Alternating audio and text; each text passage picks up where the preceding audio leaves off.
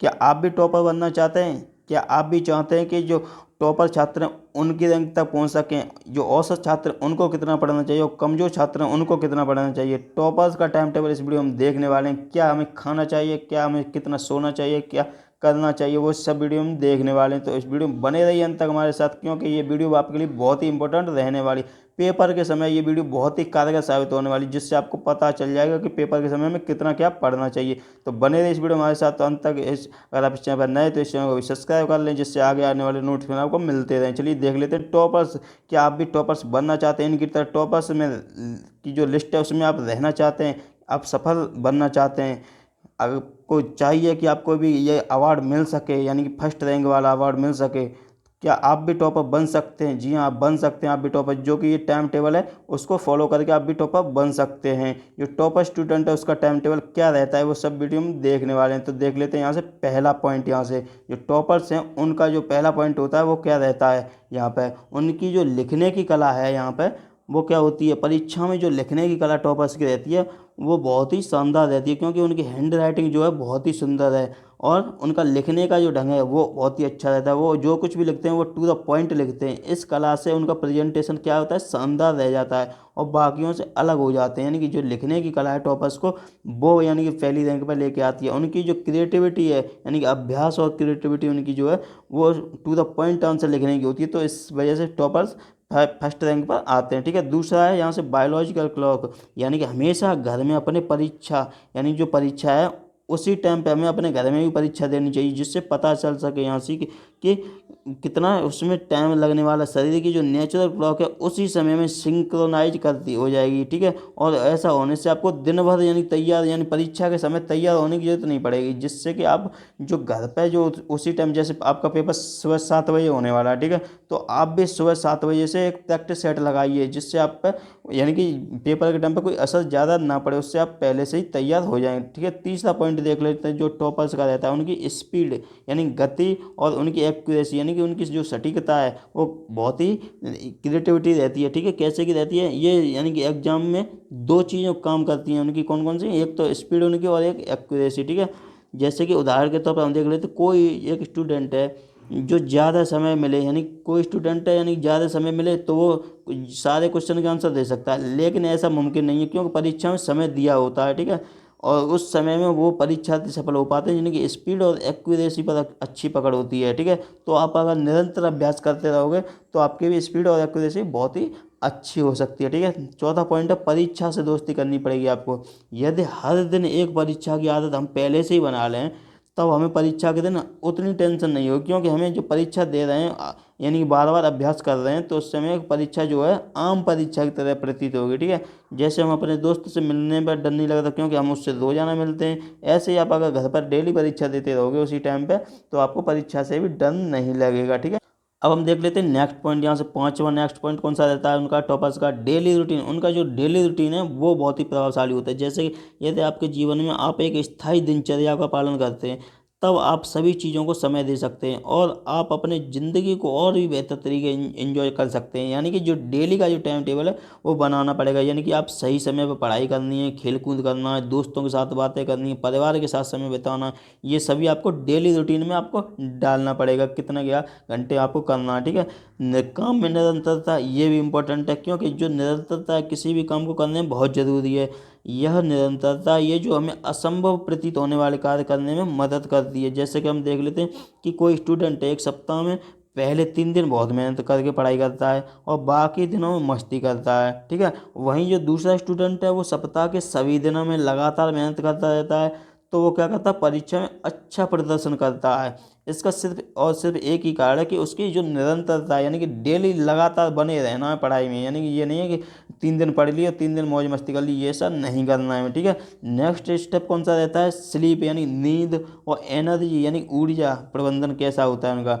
यानी कि हमें एक व्यक्ति को दिन में 6 घंटे, यानी कि 24 घंटे में से हमें 6 घंटे सोना चाहिए, कम से कम 6 घंटे। ठीक है, 24 घंटे में, यानी जो 6 घंटे हमें वो सोना चाहिए, और बाकी जो 18 घंटे हैं वो बच जाते हैं, उसका इस्तेमाल हमें पूरे दिन भर के जो अपने क्रियाकलाप डेली रूटीन है उसमें लगाना चाहिए। यानी हमारे पास 18 घंटे बचे तो उसमें से 6 घंटे सो लिए, और यानी कि ज़्यादा सोने से या कम सोने से हमारा जो एनर्जी लेवल है वो कम हो जाता है, ठीक है, जिससे हमें थकावट हो सकती है। इसी कारण हमें सोने के समय उचित समय या निर्धारित करना चाहिए, यानी कि 10 बजे से सो गए तो 6 बजे उठ जाना चाहिए, या 11 बजे सोते हो तो फिर 5 बजे, ऐसे यानी कि अपने हिसाब से टाइम टेबल सेट कर लेना चाहिए, ठीक है आपको।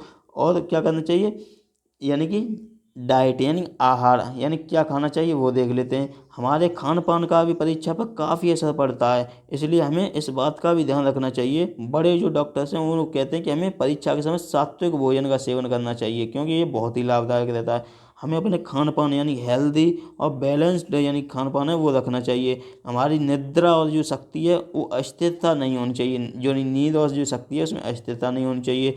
ऐसा होने से जो हमारे पूरा दिन है वो शरीर में स्फूर्ति रहेगी, जिससे ज़्यादा काम करने की उत्सुकता होगी। यानी अपने खान पान का भी ध्यान रखना चाहिए, ठीक है, नींद का भी, और जिससे ऊर्जा मिल सके हमें अच्छी तरीके से। और नेक्स्ट क्या पॉइंट रहता है उनका, वर्तमान में जीना। ये नहीं कि ऐसा प्रतीत होता है यानी कि घर पे बैठे हैं, यानी पढ़ाई करने में मन नहीं लग रहा है, तब हमारे दिमाग में क्या आता है कि मूवी, यानी कि मूवी, गाने, गेम्स जैसे कई विचार आते हैं। जब हम अपने परिवार के साथ होते हैं तब हम अपने मित्रों की चिंता होती है, और जब हम अपने दोस्तों के साथ होते हैं तब हम अपने स्कूल की होमवर्क की चिंता करते हैं। यानी अलग अलग दिमाग में अलग अलग चलता रहता है हमारे पे, कब क्या करना है, ऐसे नहीं करना है, बल्कि वर्तमान में जीना है। इसलिए ऐसा होता है क्योंकि हमारा मन जो है स्थिर नहीं होता है। मन को स्थिर करने के लिए हमें योग की आवश्यकता करनी है, यानी सुबह 4 या 5 बजे जब जग जाओ तो आधा घंटा कम से कम योग करना चाहिए, जिससे कि क्या होता है, मन जो है स्थिर रहता है, उसे स्थिर रहने में सहायता मिलती है, ठीक है। और मन अगर स्थिर होगा तो महत्वपूर्ण कार्य आसानी से कर सकते हैं हम, ठीक है। नेक्स्ट है यहाँ से, परीक्षा और कठिनाई जो है जीवन के अंग हैं, यानी कि हमेशा परीक्षा का मुख्य उद्देश्य समझना चाहिए हमें। परीक्षा एक मापदंड होती है जिससे हम अपनी तैयारी को परख सकते हैं।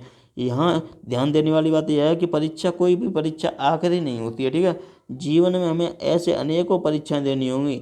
यदि हम एक परीक्षा की नतीजे से मायूस हो जाएं तो हमें परीक्षा के डर और घृणा लगनी आरंभ हो जाएगी। यानी एक बार अगर हम असफल हो गए तो ऐसा नहीं कि हमें घृणा और नफरत हो जाए परीक्षा से।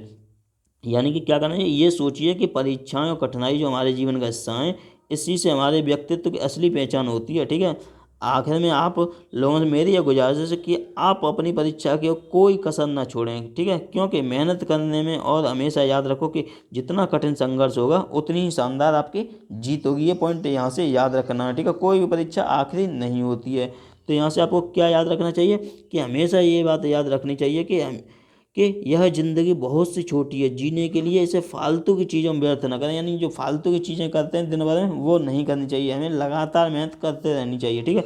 एग्जाम से पहले क्या करना चाहिए ये देख लेते हैं। एग्जाम से पहले अपने आप को, पूरे मन को यानी शांत रखना चाहिए, क्योंकि अब यही समय नहीं रहा है, यानी कि वह समय नहीं है अब कि अब कुछ और पढ़ सकते हैं हम परीक्षा के समय, और कुछ नहीं पढ़ना है, बल्कि अब जो आपने अब तक जितना पढ़ा है उसी के अनुसार हमें एग्जाम देना है, ठीक है। इसलिए मन के साथ आपको शांति रखनी चाहिए। आपने जितना पढ़ लिया उसी से हमें परीक्षा देनी है, यानी कि परीक्षा के दिन भी आप पढ़ने बैठ जाओ वहाँ पे, तो इससे क्या होगा, जो मन है आपका वो चारों तरफ घूमने लगेगा। जैसे कि अभी जो पढ़ा है वो भी आएगा दिमाग में, पहले का पढ़ा हुआ वो आ गया, यानी कि अलग अलग आएगा, क्वेश्चन आपके गलत हो जाएंगे। तो आपको परीक्षा के दिन नहीं पढ़ना है, उससे पहले हमें जो भी पढ़ा है उसी पे हमें फोकस रखना चाहिए, ठीक है। बिना पढ़े कैसे पास हो वो देख लेते हैं। कि आप भी चाहते हैं कि बिना पढ़े पास हो जाए, तो ऐसा नहीं होने वाला, क्योंकि किस्मत के भरोसे रहोगे तो कुछ भी नहीं मिलेगा। इससे बेहतर है कि आप जितना भी पढ़ो पूरे मन से पढ़ो, ऐसा करने पर आसानी से पास हो सकते हो, ठीक है। तो ये यहाँ से इम्पोर्टेंट पॉइंट था। एग्जाम के एक दिन पहले कैसे पढ़ना है, एग्जाम के एक दिन पहले आपको कोई अच्छी सी फिल्म देखनी चाहिए जो कि किसी के जीवनी पर ऊपर हो, यानी कि उसकी संघर्ष की कहानी होनी चाहिए। ऐसी मूवी देखनी चाहिए आपको, जिससे आपकी उम्मीद जो है, मन में जो उम्मीद है काफ़ी यानी अच्छे से पैदा हो सके, और साहस भी बढ़ता है उससे, ठीक है, जिससे आप आसानी से बिना किसी टेंशन के परीक्षा दे सकते। जैसे कि आप कोई संघर्ष भरी मूवी देखोगे तो उससे आपका जो पेपर के समय है वो भी मन भी संघर्ष करने में लगेगा, और अच्छे से उस पर फोकस कर पाओगे, ठीक है। तो ये वीडियो आपके लिए बहुत ही शानदार रहने वाली थी। तो यहाँ से अगर ये वीडियो पसंद आई हो तो इसे लाइक करें, इस चैनल पर नए तो इसे सब्सक्राइब करें, क्योंकि यहाँ से आगे जो नोटिफिकेशन आपको मिलता रहेगा और ऐसी शानदार वीडियो यहाँ से मिलती रहेंगी, ठीक है। तो ये वीडियो शेयर भी कर देनी है, कुछ समझ में ना आए तो कमेंट में टाइप कर देना है, और उसका पीडीएफ का लिंक भी डिस्क्रिप्शन दे दूंगा, वहाँ से पीडीएफ भी देख लेनी है दोबारा एक बार, या फिर वीडियो को रिपीट करके भी देख लेना। ये वीडियो आपके लिए बहुत ही कारगर साबित होने वाली है परीक्षा से पहले, ठीक है। तो वीडियो को ध्यान से देख लेना एक बार, और इसे लाइक शेयर सब्सक्राइब भी कर लेना है। Thank you friends and have a nice day.